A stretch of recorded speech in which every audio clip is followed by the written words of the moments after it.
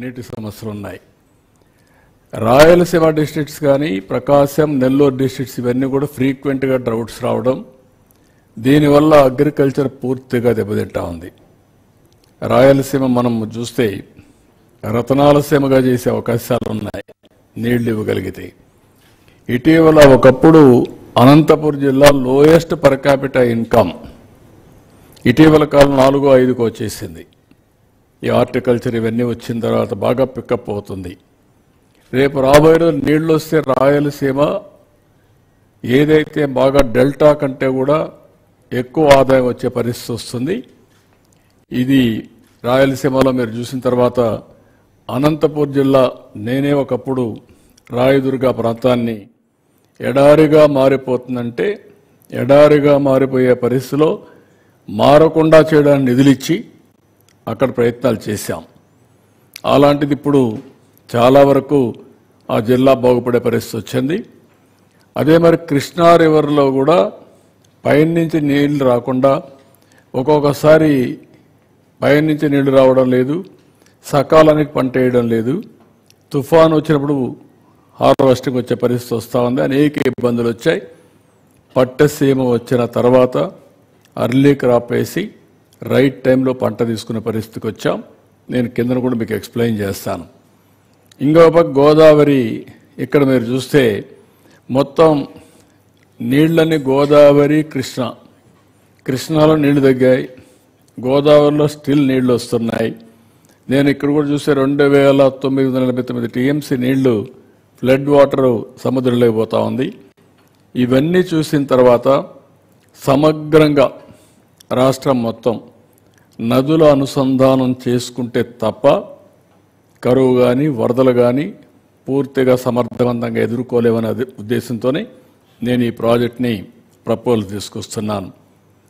ఇక్కడ దీంట్లో కనీసం ఒక 300 టీఎంసీ నీళ్లు గోదావరి నుంచి కృష్ణా తీసుకురావడం, ఇక్కడ Krishna delta, eastern delta, western delta రెండుకి నీళ్లు ఇచ్చిన తర్వాత కనీసం 2 టీఎంసీ నీళ్ళని ఇక్కడి నుంచి నేరుగా బనకచెర్ల వరకు తీసేపేడుగా 3 ఫేసెస్ ఉన్నాయి.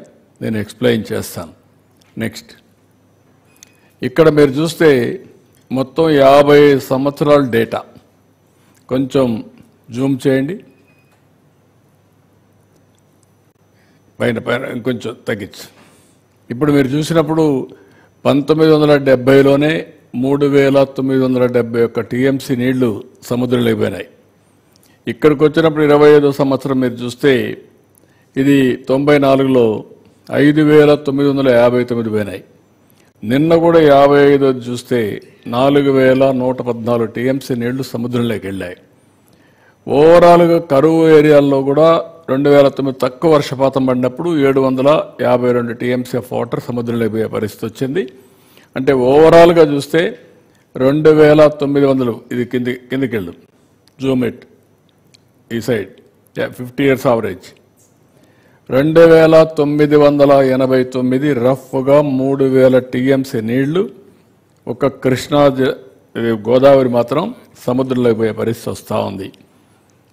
నెక్స్ట్,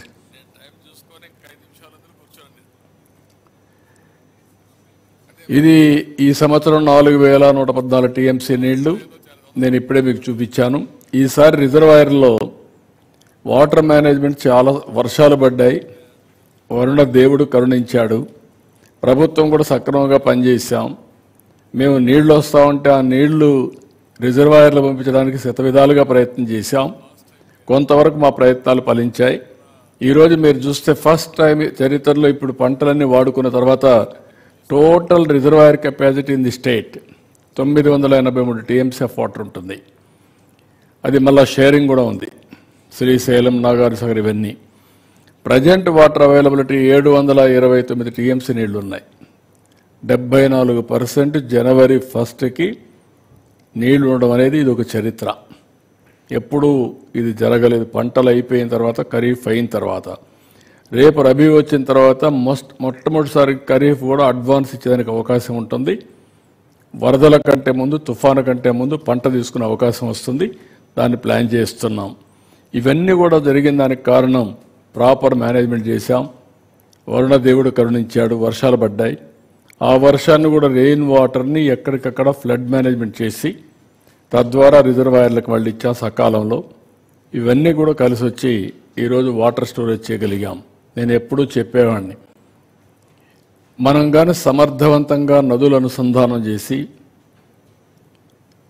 ఎక్కడికక్కడ రిజర్వాయర్స్ కూడా కొన్ని కట్టుకోవాల్సిన అవసరం ఉన్నాయి. అవి కట్టుకుంటే భవిష్యత్తులో నీటి సమస్య ఉండదు. ఆంధ్రప్రదేశ్ 2 సమస్యలు ఉన్నాయి ఒకప్పుడు.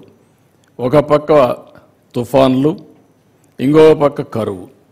కరువుని సమర్థవంతంగా ఎవ్రీ ఎకరాకు నీళ్ళు ఇచ్చి సమర్థవంతంగా ఎదుర్కొంటే తుఫాన్ని ఎట్లా ఎదుర్కోవాలన్నది తప్పదు, అది ఎదుర్కొంటాం. ఇక్కడ రివర్స్ అన్నీ మీరు చూస్తే మొత్తం ఆల్ రివర్స్ అన్నీ కూడా మీరు చూసినప్పుడు ఇక్కడ మహేంద్ర తనది దగ్గర నుంచి ఇది వంశధార, కొంచెం ఎందుకు అంత ఇది వస్తుంది blinking, okay, Vamsadhara, Thotapalli కిందికెళ్ళు.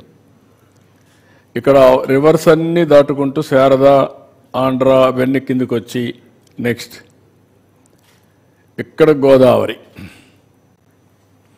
So ఇక్కడ అన్నీ కూడా ఆల్మోస్ట్ ఆల్ ఇక్కడి నుంచి మీరు చూస్తే ఇప్పుడు పుష్కర ఇది పెట్టిన తర్వాత నేరుగా ఏలేరు దీనికి తీసుకుపోయి అక్కడి నుంచి వరుసగా 1 by 1 కవర్ చేసుకుంటూ ఇక్కడ వరకు తీసుకెళ్ళాం. ఇది చిన్న బిడ్స్ అయిపోతే మొత్తం అయిపోతుంది. విశాఖపట్నం వరకు ఏదైతే పోలవరం లెఫ్ట్ మెయిన్ కెనాల్కి గవర్నమెంట్ ఆఫ్ ఇండియా పోలవరం ప్రాజెక్టులు ఇస్తారు. అక్కడి నుంచి మనం కానీ ఎక్స్టెండ్ చేసుకుంటే, లేకపోతే వాళ్ళు కూడా ఒప్పుకుంటే అదొక మార్గం, లేకపోతే మనం ఎక్స్టెండ్ చేసుకోవచ్చు. ఇప్పటికే వంశధార నాగావళి లింక్ కూడా ఎస్టాబ్లిష్ చేశాం. ఆ లింక్ని ఇంకొంచెం ఎస్టాబ్లిష్ చేసుకుంటే విశాఖపట్నం వరకు పూర్తిగా నదుల అనుసంధానం ఇక్కడి నుంచి గోదావరి నుంచి వంశధారకి వెళ్తుంది. కిందన సేమ్ థింగ్ మీరు చూస్తే గోదావరి నుంచి కృష్ణ, ఈరోజు పట్టిసీమ ద్వారా కృష్ణాకు వస్తాయి. రైట్ మెయిన్ కెనాల్ దాని నుంచి ఇక్కడికి వస్తుంది. దాని మీద ఏమేమి ప్రాజెక్టులు అన్నీ ఉన్నాయో ఆ ప్రాజెక్ట్స్ అన్ని చూపించడం జరిగింది. ఇక్కడ మీరు చూసినప్పుడు తుంగభద్ర, అదే మరిగా పైన మీకు వస్తే శ్రీశైలం, నాగార్జున సాగర్, పులిచింతల, అదే మరి ప్రకాశం బ్యారేజ్. ఇక్కడ నుంచి శ్రీశైలం నుంచి ఏ విధంగా వస్తున్నాయో అవన్నీ కూడా మీకు చూపించాం. అదే సమయంలో ఇక్కడ నాగార్జున సాగర్ నుంచి right main canal, left main canal. ఇప్పుడు లెఫ్ట్ మెయిన్ కెనాల్ నల్గొండకి వెళ్ళి ఖమ్మానికి వచ్చి అక్కడి నుంచి తిరువూరుకు వచ్చి అక్కడి నుంచి నీళ్ళు వచ్చేటివి. ఎప్పుడు మనకు రాలా నీళ్లు. దాని మీద మనం ఊరికే పేపర్ మీద ఉంది. కానీ ఒక్కసారి నేను సీఎంగా ఉన్నప్పుడు సమైక్య ఆంధ్రప్రదేశ్లో పోలీసుని, రెవెన్యూని ఇద్దరినే పెట్టి ఒక్కసారి 2 సంవత్సరాలు నీళ్లు తీసుకురాగలిగాను. ఎప్పుడు నీళ్లు వచ్చిన దాఖలాలు లేవు, చాలా తక్కువ వచ్చాయి. ఇప్పుడు చింతలపూడి లిఫ్ట్ ఇరిగేషన్ వస్తే నాగార్జున దగ్గర లెఫ్ట్ మెయిన్ కెనాల్ ఆయకట్ అంతా కవర్ అయిపోతుంది. దానికి ప్రపోజల్స్ పెట్టాం, అది వర్కౌట్ చేస్తున్నాం, అది కంప్లీట్ చేస్తాం. ఇప్పుడు మా ప్రయత్నం ఇక్కడి నుంచి నేరుగా రైట్ మెయిన్ కెనాల్ ఇక్కడికి వచ్చిన తర్వాత ఇక్కడి నుంచి నాగార్జున సాగర్ రైట్ మెయిన్ కెనాల్కి తీసుకురావడం. అక్కడికి తీసుకొస్తే నేను నెక్స్ట్ స్లైడ్ చూపిస్తాను. అక్కడి నుంచి నేరుగా తీసుకుపోయి బనకచెర్ల దగ్గర కలపడం. బనకచెర్ల దగ్గర కలపగలిగితే అప్పుడు బనకచెర్ల ఇదేనా, ఇది కాదు, ఇది బనకచెర్ల. ఇది ఈ బనకచెర్ల దగ్గర కలపాల. బనకచెర్ల దగ్గర కలపగలిగితే దానికి మళ్ళీ ఇక్కడికి వచ్చినప్పుడు నాగార్జున సాగర్ నుంచి పోతూ పోతూ వెలుగొండ ప్రాజెక్టు దగ్గరికి వెళ్తాం. వెలుగొండ ఆయకట్టు కూడా కవర్ అయ్యే పరిస్థితి వస్తుంది. నాగార్జున సాగర్లో నేను చూపిస్తాను మీకు. అక్కడ Nagarjuna Sagar right main canal దగ్గరనే బొల్లాపల్లి వస్తుంది. బొల్లాపల్లి అక్కడ ప్రాజెక్ట్ వస్తుంది. అక్కడి నుంచి పైకి పోతే వెలుగొండ ముందుగా వస్తాం. అక్కడి నుంచి బనకచెర్ల, నల్లమలై ఫారెస్ట్ కట్ చేసి ఒక టనల్ ద్వారా నీళ్లు తీసే అవకాశం ఉంటుంది. అది తీసకపోగలిగితే ఈ నీళ్ళన్నీ కూడా ఇంకా ఆల్ నదుల అనుసంధానం పూర్తవుతుంది. రిజర్వాయర్స్ అనుసంధానం కూడా జరుగుతుంది. ఇది మీకు ఓవరాల్గా ఈ ప్లాన్లో ఇవన్నీ కూడా మిగిలిన ప్రాజెక్ట్స్ ఉన్నాయి. నేను ఆ ప్రాజెక్ట్స్ అన్నిటికీ పోవడం లేదు. మీకు ఒక ఐడియా ఉంది ఏ విధంగా వస్తున్నాయి. అవన్నీ చాలాసార్లు చెప్పాను. నెక్స్ట్